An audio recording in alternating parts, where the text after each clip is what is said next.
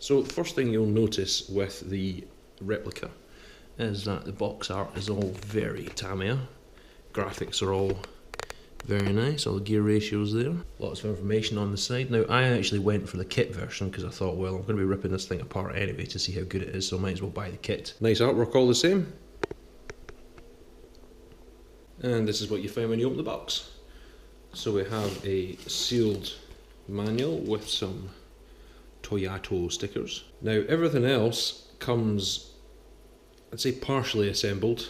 So we have the front axle, matching rear axle, some wheels and tyres, the 3-speed transmission, lots of information on the side again with gear ratios and how the locking 4-wheel drive works.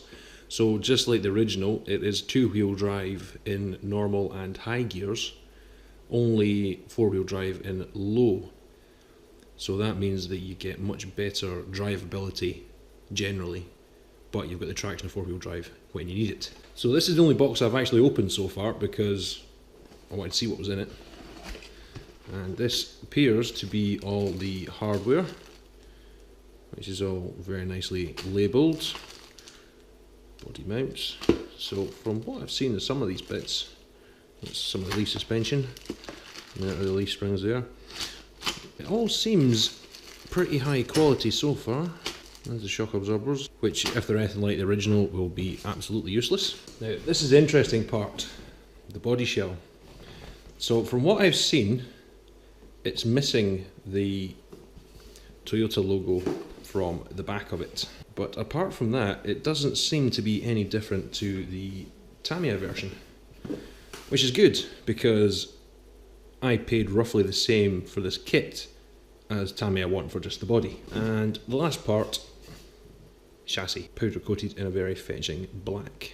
Now we'll take a look at what you actually get inside each box. Now I've just slit the tape on these boxes for quickness. I haven't opened any of these yet, so it's going to be just as much a surprise for me as it is for you. So we'll start off with the instruction manual. Sticker sheet is kind of small, but as we said already, there's a couple of stickers in there that could be tweaked a little bit. Now I noticed something interesting when I was opening packaging. There's actually 2 manuals in here. So we've got the one for the truck with the white one on it, and there's also one with the black truck on it. Now, I play a bit of spot the difference here, but to me, they look the same. Instruction manual, oh, quick assembly instruction sheet. So that must be some sort of shortened version. It is a little bit thinner. So next we'll have a look at the axles. We'll do the front one first.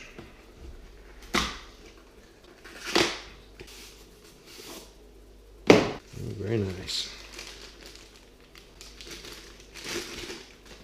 Okay, so that steering knuckle is absolutely solid.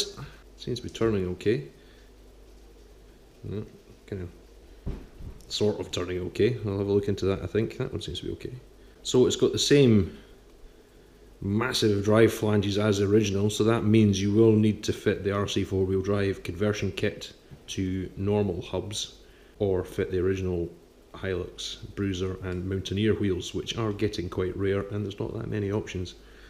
But other than that, the casting looks not too bad. Is that a bush or a ball bearing? It's hard to tell. So the other thing the original had was one-way front hubs, so that you only had a locking differential in one direction, which this looks like it might have, possibly.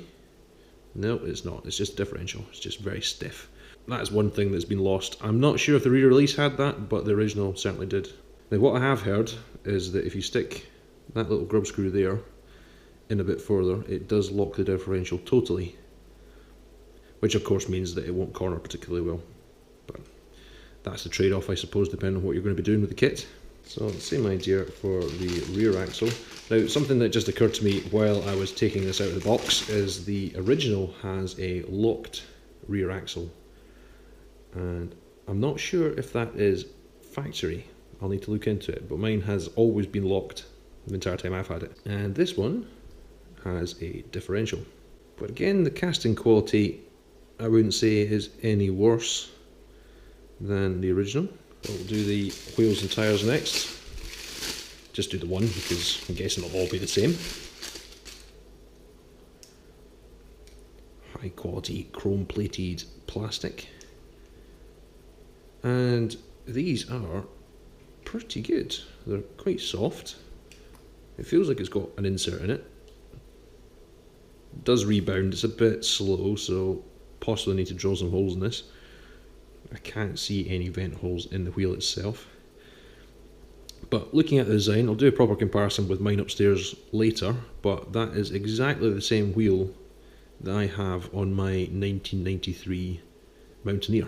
Tread pattern I think is slightly different. There's more tread on this version. Now this should be the really interesting part, the 3-speed gearbox. Now I know that Tamiya did change this slightly between the originals and the re-release themselves, so I'm expecting this part to be totally different to my original.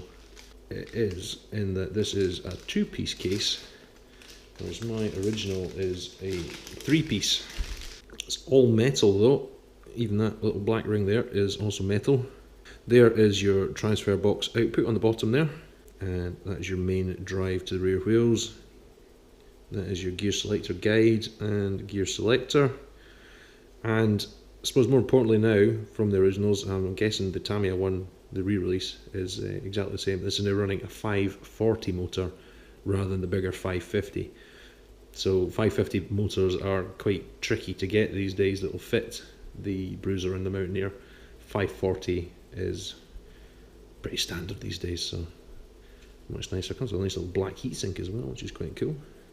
Just like the original, the gears don't shift particularly well when it's not turning. You sometimes need a little bit of throttle input to get the slot in, because you have 3 selector forks inside that all need to line up perfectly, and with it being a model, they sometimes need a little bit of help. So saving the biggest part to last, so what we'll do is the ladder frame chassis next.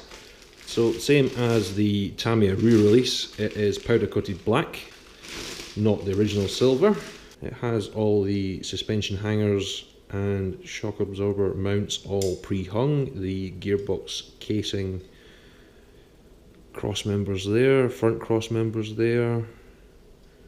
The little turrets are very nice, they're very realistic. Good weight to it. The rear bumper mounts are also attached. So you see some people take these off for a bit more of a scale look if they don't want the tubular bumper. It's just these 2 screws come out. One goes back in for the rear cross member. But that was one of the things that was the big selling point of the original, was that ladder frame chassis was almost the same as a real car. And it seems this one is just as nice. And finally we come to the whole reason I bought this kit, the body. So I went for the white one because I'm planning on painting it anyway, and I thought that was a bit easier than going for the black one. So this first little box has one extremely ugly chrome plated king cab, the big old school tubular bumpers, bumper mounts. So something I'm planning on doing is the forward servo conversion on it, because the steering on the original is awful, and it's just because it goes through a great big long cam system. Because back in the day you couldn't really get waterproof servos in electronics, so they all sit in a plastic box. There's a way back at the back axle. So some more chrome plated parts. We've got some number plates, some tubular sides, and the rear of the king cab. And this looks like the battery tray and the top of the electronics block. Front bumper with grille. So something else I found while I was looking at the previous reviews of this truck was that the Toyota logos are totally missing. So the Tamiya has a little Toyota logo in the grille there. This one doesn't. Headlight bulbs and headlight lenses with pre-painted rear lights. Now I don't know if that's something the Tamiya reproduction has on it, but the original didn't, and they were a pain in the ass to paint. Now this is the rear electronics box I was talking about. It's absolutely massive. The drive shaft goes through there, so it does look like a proper underside of a truck when it's finished. So hiding in here should be the rest of it. One very 80s brown interior rear pickup, which looks like it has all the same pickup points in it as the Mountaineer. These 2 little holes here for the roll bar lighting kit to go through. Big recessed body mount holes as well. Massive hole in the back for the on-off switch. And as everyone was saying, no Toyota text. So if you want to go for a smooth look and you don't want your Toyota text in the lid, saves you hours of sanding. And the front looks exactly like the original. Glass is just falling out. And it does have the little indents where the Toyota logo should go. It doesn't have the Toyota logo, but it's easy enough to buy the little metal ones online. RC Bits actually sell them.